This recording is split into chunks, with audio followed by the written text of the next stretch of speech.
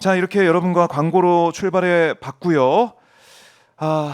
어제 있었던 사법 쿠데타, 내란은 아직 끝나지 않았다. 우리 국민들이 다시 한번 긴장의 끈을 놓지 않는 그런 계기가 됐다는 생각도 드는데, 대법원의 어제 판단, 또 앞으로 우리 국민들의 대응 방안 하나하나 짚어보도록 하겠습니다. 금요일 아침입니다. 신용환 교수와 함께합니다. 안녕하십니까? 네, 안녕하세요. 네. 신용환입니다. 어제 대법원 판결 어디서 좀 들으셨습니까? 네, 저는 KTX 타고 급하게 이제 지방에 다녀오다가 네. 이어폰 끼고 딱 듣는데 순간적으로 확 뭐가 올라오더라고요. 그래서 진짜 창문 열고 내리고 싶은 거예요. 뭐 공황장애 하듯이. 아이고. 정말 막 화가 치밀어서 복도로 나가서 한참 거기서 서성이고 했습니다. 희대의 판결이자 희대에 분노하게 만드는 국민적 공분을 사는, 이건 뭐 조희대. 단순히 뭐 진보 보수, 그리고 일부 국힘 지지자들이라든지 뭐 일부 환호성을 지르고, 어제 그 저녁 방송하느라고 이제 네. 요 국민의힘 당사 앞쪽을 이렇게 가다 보니까 뭐 깽가리 치고 진짜 있더라고요. 그냥 말로만 깽가리가 아니라 진짜 깽가리 치고 있더라고요. 네. 그들이 오히려 훨씬 더 큰 역풍을 받을 것이다라고 확신을 합니다. 큰 역풍을 받을 것이다. 네. 그러니까 2심을 우리가 봤을 때는 이렇게 1심을 뒤집고 2심이 무죄 판단 내릴 때는 우리 국민들께서 맞아, 이게 올바른 판단이지, 다들 박수를 치고 뭐 이 사법부의 판단에 뭐 존경의 뜻도 표하고 그랬었는데, 대법원은 거의 뭐 1심의 재판이라고 생각할 정도로 1심을 그대로 복북한 느낌도 들고, 12명의 재판관들, 대법원에 있는 이 대법관 중에 반대 의견 2명이 있음에도 불구하고 네. 10명이 이거 파기환송, 유죄 취지 파기환송하겠다, 여기에 뜻을 모아가지고 10대 2로 이런 결정을 내린 상황이 됐습니다. 2심을 아예 2심 니네 잘못했어 이렇게 뭉개버리고 대법원에서 뒤집은 상황이 됐는데, 국민은 그러니까 이해할 수가 없는 거예요, 이 상황을. 3월 26일 날 2심이 나왔을 때 네. 단순히 그냥 진영 간의 논리로 민주당이다 뭐 국힘이다 이걸 가지고 희열을 느끼고 뭐 만세를 부르고 이런 차원이 아니죠. 그때 판결문을 꼼꼼하게 읽어보면 정말 많은 고민 속에서 하나하나 정말 그렇죠. 대법원에서 반박 불가 수준으로 아주 자세히 썼단 말이죠.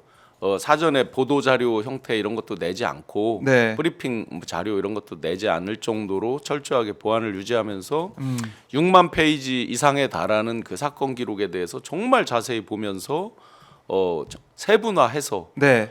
이거는 누가 봐도 대법원에서 뒤집을 수 없겠구나까지도 해놨는데, 거꾸로 대법원은 자기들한테 배당되고 사실상 심리 한 번 한 거란 말이에요. 2번 회의를 했지만 첫 네. 번째는 뭐 절차적인 거 누가 기피하고 뭐 회피하고 이런 것들 위주로 한 거고, 사실상 나머지 한 번이란 말이에요. 그러면 이 사법의 정치화라든지 대법원이 희대의 정치에 뛰어들었다라고 단적으로 볼 수 있는 거 몇 가지만 말씀드려 보겠습니다. 네. 6만 페이지가 넘는 것에 대해서 단 9일 만에, 자기들이 기일 지정하고 9일 만에 과연 다 읽어보고 이것까지 다 평의까지 쓰고 과연 이렇게 판결을 했느냐라는 점이죠. 첫 번째 볼 수 있고요. 9일 만에. 사법의 정치화가 얼마나 심한지는, 자 12분 중에 14분 중에 2분은 빠졌고 12분 중에서 소수 의견을 낸 2분만 문재인 대통령 때 임명한 분이죠. 그렇죠. 나머지 10명이 다 윤석열 임명입니다. 네. 자, 이 자체로만 해도 이게 헌법재판소가 아니잖아요. 헌법재판소는 정무적 사법재판입니다. 분명히. 대법원은 오로지 법리로 해야만 하는 데잖아요. 그런데도 이렇게 임명권자에 따라서 완벽히 갈렸다, 정치화돼 있다는 반증이죠. 세 번째는 이들이 쓴 표현 중에 하나 아주 주목해서 볼 표현이 있습니다. 네.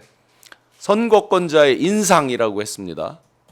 선거권자의 인상에 따르면, 그러니까 느낌과 인상을 얘기하는 거죠. 김문기 씨와 골프를 쳤다 안 쳤다 하는 거에 대한 그 판결문에 보면 선거권자의 인상이라는 네. 표현을 썼습니다.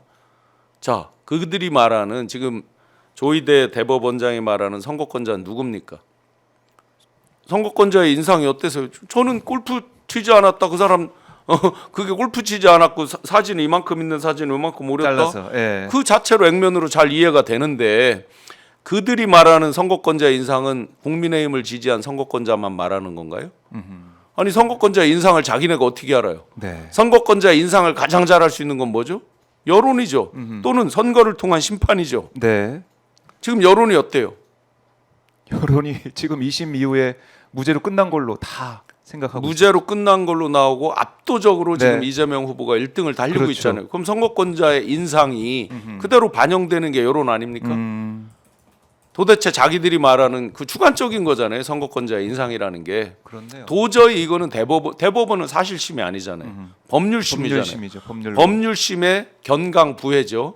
그 다음에 마지막으로 사법의 정치와 그야말로 대선에 개입했다 그러는 게 이들이 그 쓴 두 가지 내용을 보면 사실심과 똑같이 해놨어요. 그러니까요. 1심에서 한 내용 그대로 반영돼 있고요. 교유행위라는 그 단어도 똑같이 썼어요. 아니 남녀 상렬지사예요? 교유행위가 뭐 달밤에 남녀가 데이트하는 거예요? 아하. 그런 용어를 일반적으로 교유행위라는 용어 쓰십니까? 다들 처음 들어봤죠. 그렇잖아요. 네. 일반적으로 쓰지도 않는 그건 법률 용어도 아니잖아요. 엄밀히 보면.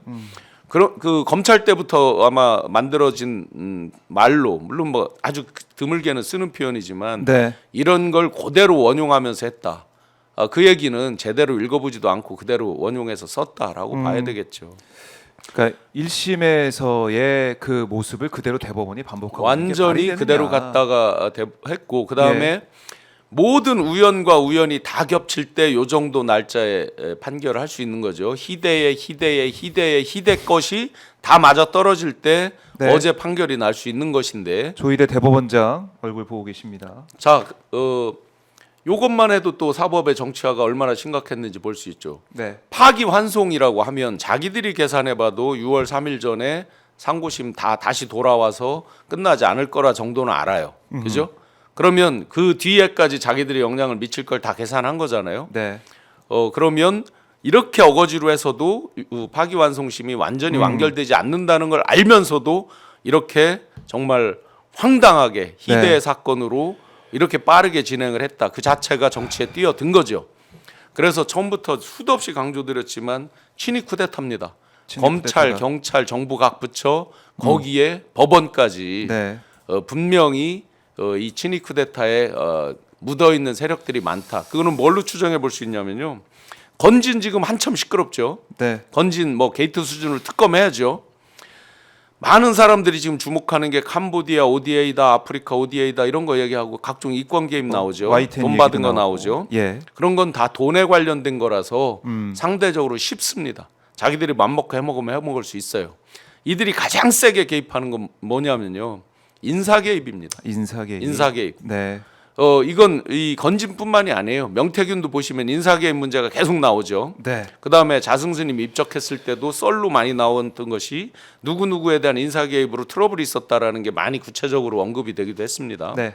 자, 인사 개입은 왜 트러블이 나냐면 경쟁 상대들이 있기 때문에 그런 거죠. 그렇죠. 이 대법원장 포함해서 대법관들, 이 대법원장도 첫 바다에 자기가 후보로 올라온 사람이 아니에요. 우리가 지금 다 잊어먹었지만 이균용이라는 사람 안 올라왔었습니까? 이 맨 처음에 올라올 때 네.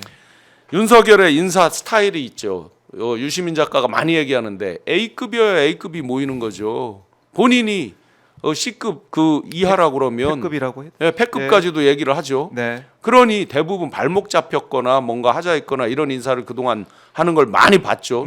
청문회 때 많은 모습들을 봤죠. 자, 건진의 그 카톡, 문자, 통화 기록 다 봐야 될 겁니다. 특검을 통해서. 네, 그럼요. 분명히 이 중에 인사청탁하거나 이런 게 있을 수 있습니다. 가능성은. 그렇다고 보면 일률적으로 어떻게 윤이 임명한 사람만 이렇게 되느냐. 네. 이런 부분에 굉장히 주목해서 본다 그러면 분명히 인사상의 그런 것까지 다 거슬러 갈 수 있다.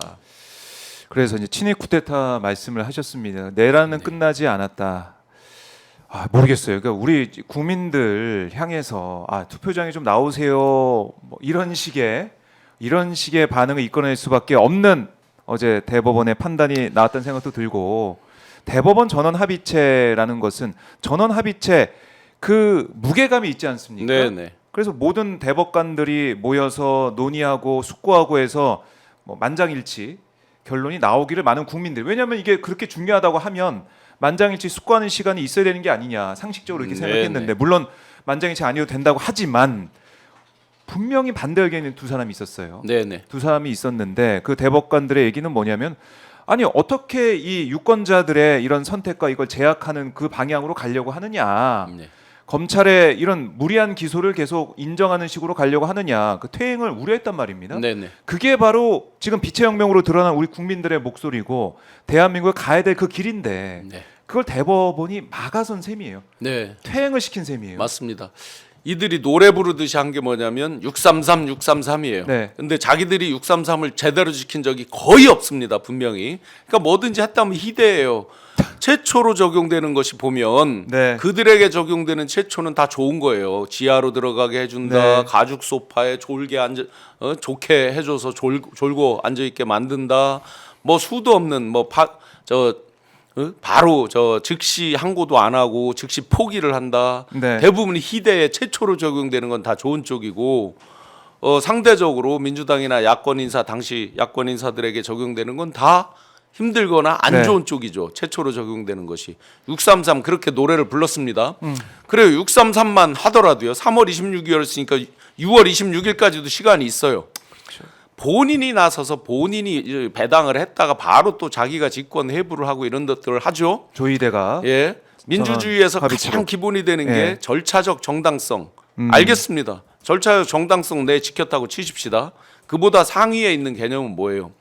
민주적 정당성이잖아요. 민주적 정당성. 민주적 정당성이 가장 크게 발현되는 거 선거입니다. 그리고 여론조사 외에 우리가 매일매일 왜 해요? 그 민주적 정당성을 어느 정도 확인하는 그렇네요. 과정들이에요. 민주주의 실제로. 국가에서. 네. 그러면 이들이 얘기하고 있는 절차적 정당성은 어쨌든 633 자기들이 시켰다고 항변할 수 있으니까 그렇다고 쳐보고 그런데 민주적 정당성을 뭘로 얻었어요? 자기들이 선출됐어요? 아니죠. 그다음에 뭐 유권자의 선거권자의 인상 느낌? 제 느낌은 다른데? 응? 모든 사람들의 그 인상 느낌 주관적인 걸 자기들이 어떻게 뭘로 제어한다는 거예요? 자기들이 표를 얻을 거예요? 네. 그래서 거기에 이제 법에서의 적용 원칙 중에 이제 과잉 금지 원칙 이런 거 그리고 항상 불리할 때는 피해자 불투명하거나 불명확할 때는 피해자의 그렇죠. 이익으로 이건 예. 아주 뭐 옛날 2000년 전부터 확립된 원칙이죠. 기본적인 원칙이죠. 네. 그런데 불명확한 부분 2심 재판에서 뭐라 그랬어요? 이런 것들이 혼재돼 있을 때는 다양한 해석으로 여러 가지가 해석될 때에는 일률적으로 한 가지로 의율해서 판결하면 안 된다라는 게 2심 내용에 있거든요. 그걸 딱 집어서 부분 집어서 이들이 불명확하거나 불투명하거나 네. 다양한 해석이 이루어지는 부분에 대해서 딱 불리하게 피고인에게 불리하게 해석을 해버렸죠. 그러니까 기본적인 원칙에도 안 맞고요. 과잉금지 원칙에도 다 어긋나고 그 가장 정점에 있는 민주적 정당성에도 어긋나고 네. 어느 모로 보나 조희대의 그냥 사전에 치밀하게 계산된 행위로밖에 보여지지 않는 거죠.